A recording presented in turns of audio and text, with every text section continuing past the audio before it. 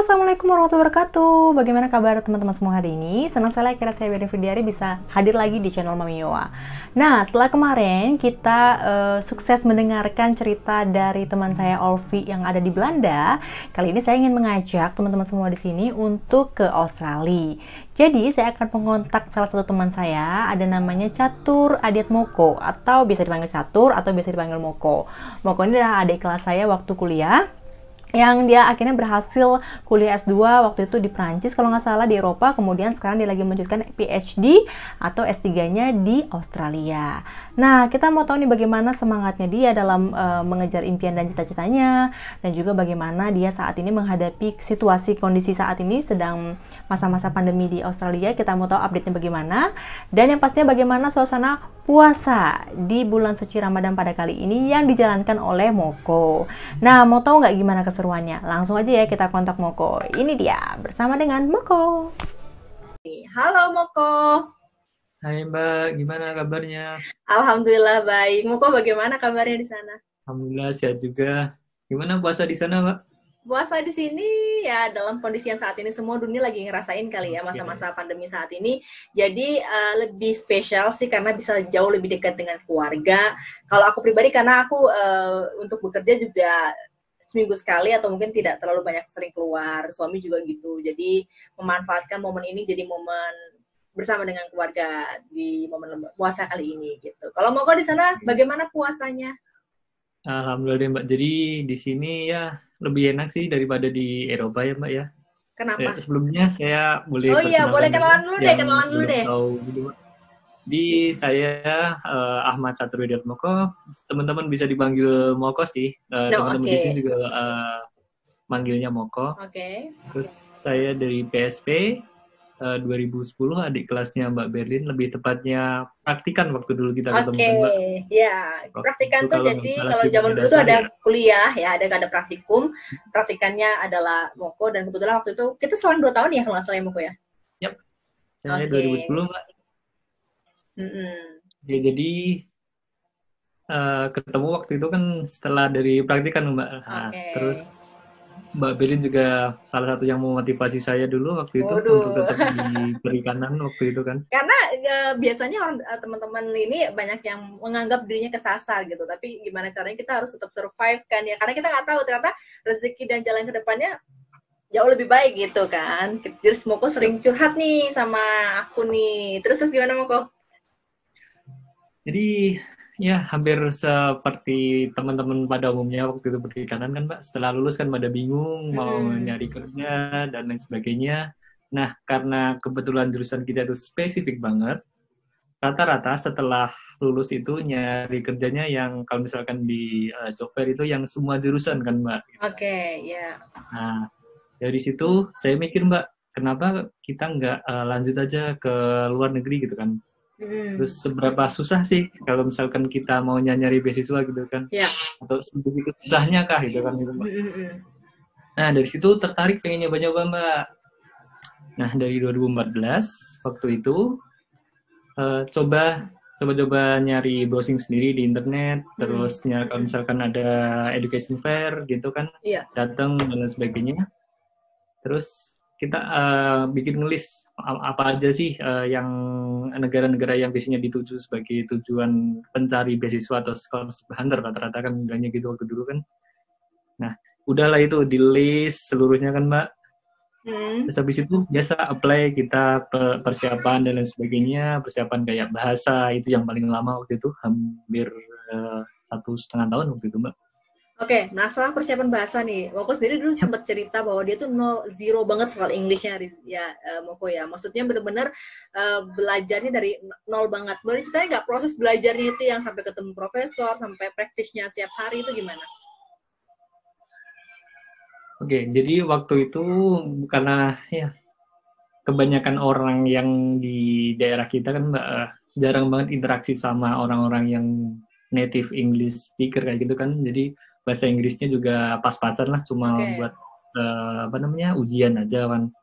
Nah, dari situ ikut les pertama kali dulu Mbak, itu ikut les 3 bulan di Jogja. Setelah itu masih belum apa ya, masih belum mencapai target skor. Kemudian sempet juga waktu itu ke kemana ke tempat Pare waktu itu. Di sana tapi cuma 1 minggu, kurang betah. Nah, setelah dari situ belajar sendiri Mbak gitu kan. Jadi aku mikirnya gini Mbak waktu itu, ini kan udah hampir 1 tahun waktu itu kan, belajar kok nggak ada improve-nya kayak gitu kan. Apakah sebegitu sulitnya gitu kan. Terus ternyata itu cuma masalah kebiasaan aja sih Mbak. Terus kalau misalkan di daerahku, itu kan banyak kan teman-teman di tenaga kerja di luar negeri kan gitu Mbak. Terus aku tanya pada mereka kan di sini kan juga ada training kayak gitu kan. Nah di situ ternyata training itu nggak banyak berpengaruh. Nah setelah mereka membaur dengan di sana itu rata-rata 3 bulan udah bisa ngomong kan gitu kan. Dari situlah mulai nyari-nyari temen native di internet Mbak yang bisa untuk sharing kayak gitu kan. Nah ketemulah salah satu dosen exchange dari Amerika Mbak. Dia exchange Fulbright, waktu itu dia dari US ngajar di universitas di Indonesia dan dia pengen belajar bahasa Indonesia dan saya belajar bahasa Inggris kayak gitu kan Mbak. Akhirnya exchange, terus kita ketemu dari online, ketemu langsung Mbak. Ketemu pertama kali di Jogja, ya habis itu terus di Semarang. Nah kebetulan tahun keduanya dia ngajar di UNES Mbak di Semarang. Nah dari itu seminggu 2 kali itu aku disuruh datang ke rumahnya diajarin sama dia gitu Mbak. Nah kebetulan banget habis dari itu akhirnya bisa memenuhi target minimal untuk belajar sertifikat bahasa Inggrisnya gitu Mbak. Karena beda kan orang yang ngajarin sama native speaker aja sama native English teacher kayak gitu kan Mbak. Setelah itu kan baru satu aja persyaratan nyari beasiswa kan Mbak. Sedangkan persyaratannya kan masih sederet yang lain kan. Kayak bagaimana ngurus surat SKCK. Nah itu nggak cukup sampai SKCK mungkin dari Polres atau Polda, tapi sampai ke Mabes Polri waktu itu Mbak. Ya jadi cuma ke Jakarta aja, cuma buat ngurus SKCK gitu loh Mbak. Nah setelah itu baru setelah semuanya dokumen lengkap, semuanya ditranslate, setelah itu di-scan, kirim ke beberapa scholarship yang lagi buka gitu Mbak. Dan itu nggak 1-2 Mbak, jadi udah mungkin puluhan beasiswa yang dicoba. Terus waktu itu tahun pertama bener-bener nggak ada satupun yang keterima kayak gitu loh Mbak. Oke, jadi berarti dari setelah lulus S1 itu Bapak benar-benar fokus untuk S2 ini ya? Yap. Oke, nah jadi, setahun nih butuh waktu setahun nih. Ketika berbicara masalah setahun itu kan banyak halang rintang tentunya. Ada kita melihat teman-teman kita deh udah lulus udah langsung pada kerja misalkan atau langsung sekolah S2 di Indonesia, pasti ada rasa kayak entah apa, ada kecil hati kah atau enggak ada mendengar omongan-omongan orang tuh gimana? Omongan orang tuh gimana tuh? Jadi itu tepatnya bukan 1 tahun tapi 2 tahun Mbak. Oke, 2 tahun. 2 tahun nggak ngapa-ngapain, cuma nyari beasiswa dan belajar bahasa Inggris saja gitu kan. Mungkin kalau misalkan kita di social pressure dari keluarga, dari teman-teman untuk segera setelah lu udah dikuliahin, ngapain kayak nyari kerja atau dan lain sebagainya gitu kan Mbak. Nah setelah 1 tahun belum ada hasil, itu pasti pengen lah nyoba-nyoba nyari kerja dan lain sebagainya, ikut job fair dan lain sebagainya. Tapi aku mikirnya gini Mbak, masa sih dari sekian banyaknya beasiswa satu pun nggak ada yang keterima kayak gitu kan? Nah dari situ Mbak, sebenarnya ini juga nggak baik sih Mbak, sempat agak sombong juga sih waktu itu. Salah satu motivasi yang aku gunain buat tetap nyari beasiswa gitu kan, kalau misalkan diajak teman-teman ke job fair dan lain sebagainya itu, aku bilang gini Mbak, percayalah nak, itu bukan pekerjaan yang bisa membuatmu kaya, kecuali kamu tidak ingin kaya, aku bilang gitu kan Mbak. Nah dari itu kan udah terlanjur ngomong, harus buktiin kalau misalkan apa yang aku omongin itu benar kan Mbak. Nah dari situ tetap motivasi diri sendiri, asalkan keluarga terutama di orang tua itu mendukung gitu Mbak. Tapi kalau misalkan dari keluarga yang lain tetap masih ada pressure dan sebagainya untuk mikir masa depan lah, untuk nyari kerja di sini aja, atau misalkan mau sekolah ya udah nggak usah jauh-jauh, di sini aja kayak gitu Mbak. Iya, jadi tetap ada ya, tapi tetap bisa melewati itu selama 2 tahun ya. Akhirnya setelah beberapa kali nyoba beasiswa dari US Fulbright, kemudian di Belanda, terus sempat juga nyoba AAD di AAD di Jerman, Australia, Fulbright, Australia itu Endeavour, sama satu lagi Australia Award. Semuanya nggak ada keterima, akhirnya tahun kedua dapat program yang Marine Environment Resources, itu keterima sebagai cadangan waktu itu, Mbak. Oke, cadangan ya. Jadi kalau misalkan ada yang mengundurkan diri baru nanti keterima gitu kan. Oke. Nah, waktu itu kebetulan ada yang keterima, ada yang mengundurkan diri, Mbak, dan waktu itu saya kebetulan cadangan yang pertama gitu kan. Nah, dari situ akhirnya aku yang dapat untuk master di Eropa ini gitu, Mbak. Rasa ini beruntung karena ya tadi, Mbak, karena ini master ini konsorsium dari 4 negara, Inggris, terus Spanyol, terus ada lagi di Prancis sama Belgia gitu. Jadi dalam satu program master itu kita pindah-pindah setiap semester gitu kan, Mbak. Aduh, seru banget itu. Karena ini konsorsium dari internasional, kita mahasiswanya juga semuanya dari rata-rata mahasiswa internasional, Mbak. Sekarang Moko berarti sudah pernah ke belahan Eropa dan bukan cuma jalan-jalan tapi tinggal gitu. Ada culture shock nggak? Waktu pertama kali iya, Mbak. Jadi waktu itu pertama kali datang ke luar negeri di Prancis dan nggak tahu bahasa Prancis. Terus? Karena waktu itu visanya telat, jadi masuk ke sana itu udah 1 minggu setelah mereka mulai pelajaran baru aku datang ke sana gitu, Mbak. Nah, waktu itu datang ke sana nyampe di sana jam 11 malam waktu itu, Mbak. Terus? Nyari ke hotel kan waktu itu. Aku yang nggak prepare untuk bahasa Prancis, Mbak, jadi agak kesulitan waktu itu nyari alamat dan lain sebagainya kan. Waktu itu juga pertama kali ke luar negeri juga kan gitu sendiri, jadi sambil gotong koper gede kayak gitu, Mbak, dari stasiun terus nyari ke hotelnya itu, ya transportasi dan sebagainya agak kesulitan gitu kan, Mbak. Nah, setelah perjalanan dari Moko berarti mengalami perjalanan hidup yang luar biasa gitu ya. Akhirnya kedewasaan itu muncul sendiri gitu, walaupun ibaratnya bertumbuhnya juga di luar gitu. Moko merasa ada perbedaan nggak? Mungkin sekarang kalau misalkan melihat sesuatu lebih luas aja sih, Mbak. Jadi apa yang kita yakini kemarin benar itu mungkin dari sisi kita benar, tapi menurut dari sisi orang lain belum tentu gitu, Mbak. Jadi kalau misalkan harus menentukan apa yang benar dan yang salah, sekarang agak lebih mikir lagi gitu, Mbak. Jadi kalau misalnya ada sesuatu lebih luas lagi dari yang sebelumnya gitu kan, Mbak. Oke. Nah, sekarang kalau misalnya kita terakhir ketemu itu tahun 2018 atau 19 ya? Udah lama ya, pokoknya udah cukup lama ya. Setelah waktu kamu pertama ada 2017 Kak. 2017 ya, oke. Ketemu tuh pertama kali dengan Moko lagi di Jakarta. Nah, kemudian waktu itu Moko lagi tesis ya kalau nggak salah ya.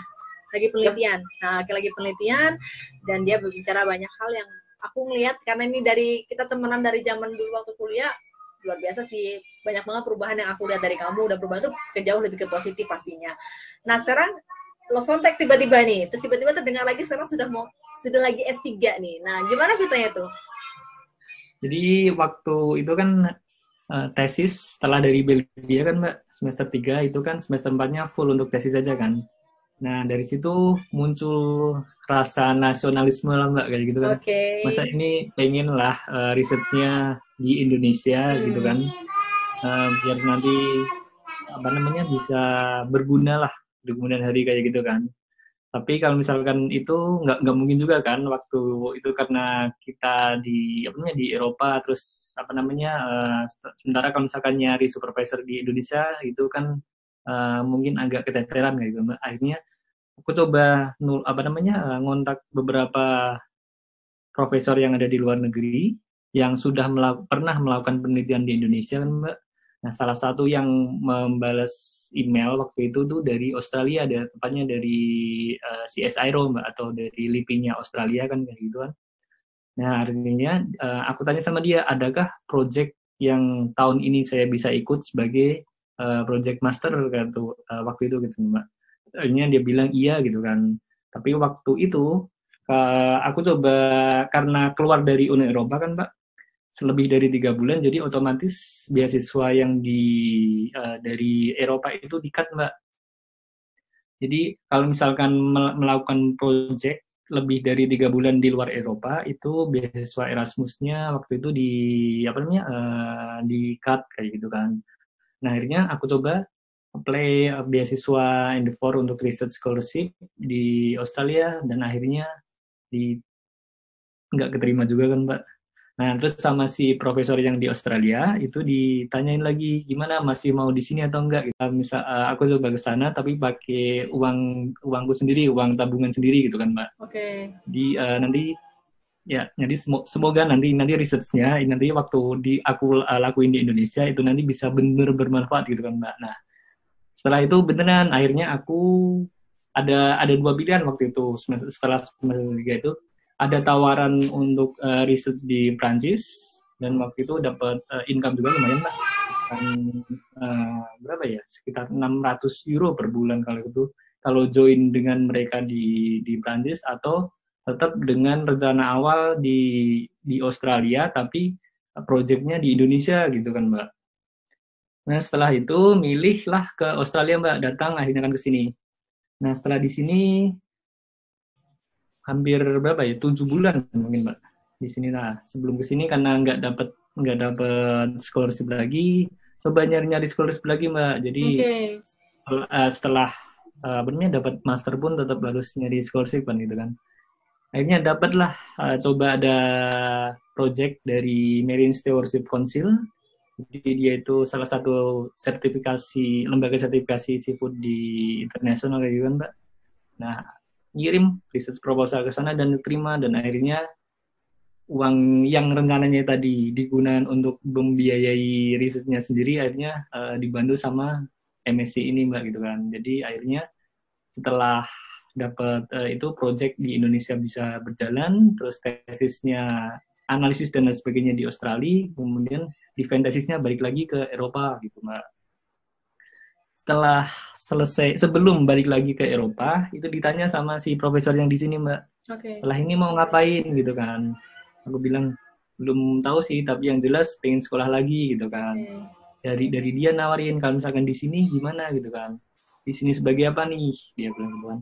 Bisa sebagai pekerja, bisa sebagai PhD gitu kan. Disuruh milih. Jadi milih bekerja atau milih bekerja sambil dapat PhD gitu kan. Akhirnya aku milih untuk bekerja sambil di PhD gitu Mbak. Jadi PhD ini dapat dari waktu kelanjutan project dari yang master kemarin gitu Mbak. Jadi untuk projectnya itu sekarang dikerjain di research centernya, tapi sembari kuliah di universitas gitu. Jadi nanti setelah projectnya kelar juga dapat gelar dari PhD-nya gitu Mbak. Waduh, keren banget ya. Kalau kamu sendiri terakhir pulang ke Indonesia kapan? Terakhir tahun lalu pulang sih Mbak. Tahun lalu pulang ya, tapi kita nggak sempat ketemu. Di kalau itu ada conference Mbak di FAO, ngadain conference Fish Forum.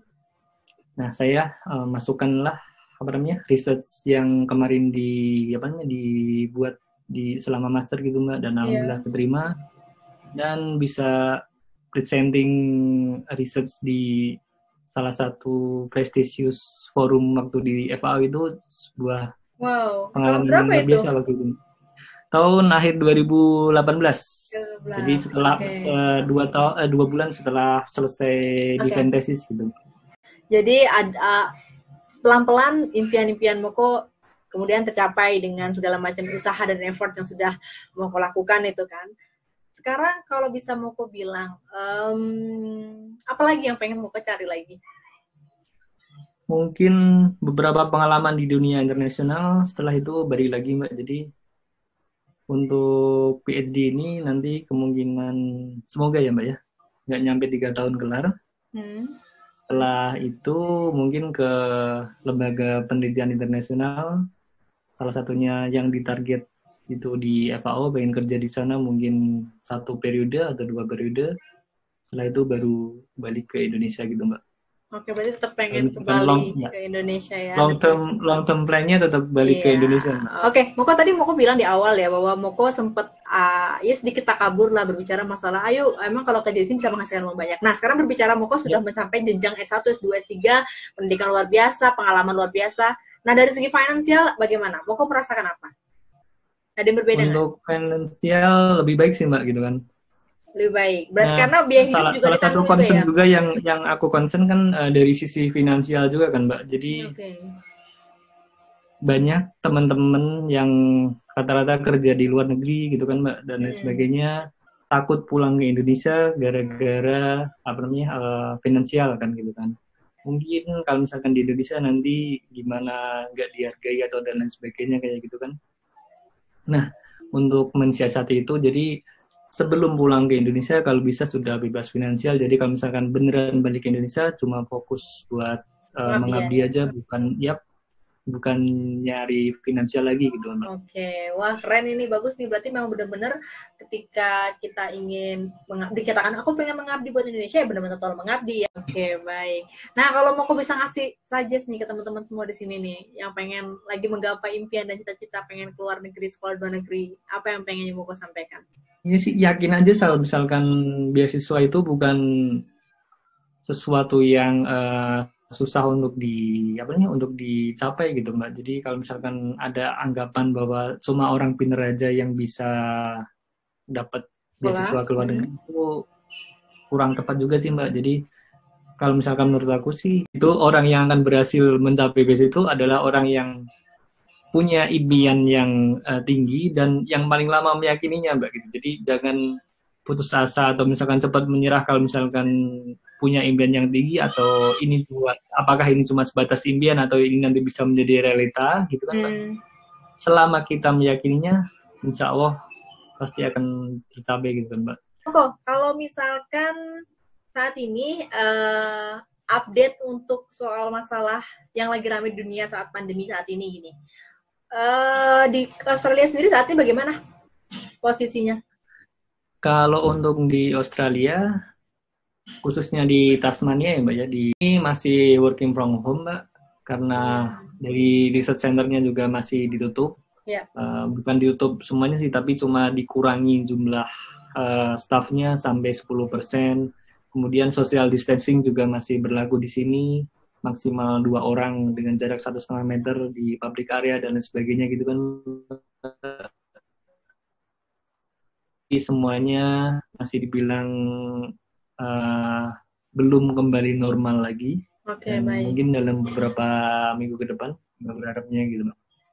Kemarin sempat ada outbreak di Northwest Territory, itu 2 hospital ditutup gara-gara ya kebanyakan staffnya itu ada yang positif terjangkit corona Mbak. Nah, misalkan kemarin itu update, sekarang udah mulai normal lagi Mbak. Jadi grafiknya yang daily positifnya udah mulai menurun. Yeah. Terus yang rumah sakit yang waktu itu juga di take over sama Air Force, sekarang juga sudah balik lagi ke sipil. Dan ada beberapa pengamat yang kalau misalkan kita ngikutin berita kemarin itu mungkin dalam beberapa minggu ke depan itu sudah mulai bisa dibuka lagi lockdown-nya kayak gitu Mbak. Amin. Mudah-mudahan tuh harapan semua negara ya Moko ya. Maksudnya Indonesia juga berharap semakin kesini mudah-mudahan semakin berkurang dan semakin banyak yang sembuh. Amin. Oke, nah sekarang terkait puasa nih Moko nih. Di sana puasa berapa jam jadinya? Di sini enak Mbak karena dingin ini ya? musim dingin ya. Jadi hari ini itu jam 5.43 itu baru imsak. Dan ini sebentar lagi jam 5.24 itu udah berbuka Mbak. Jadi lebih cepat malahan ya, lebih cepat sedikit lah ya kalau di Indonesia. Berarti Lebaran ini nggak bisa pulang ya Moko ya? Sepertinya belum ya. Masih di sini saja sih Mbak ya. Oke, baik. Terima kasih Moko, sukses selalu buat Moko. Mudah-mudahan kalau ke Indonesia nanti kita bisa ketemu lagi ya. Kita bisa discuss lagi dan cita-cita lagi. Dan buat teman-teman semua, thank you udah nonton di vlog Mami Yowa. Saya Berlin Firdiari, pamit undur diri. Thank you Moko. Bye-bye semuanya.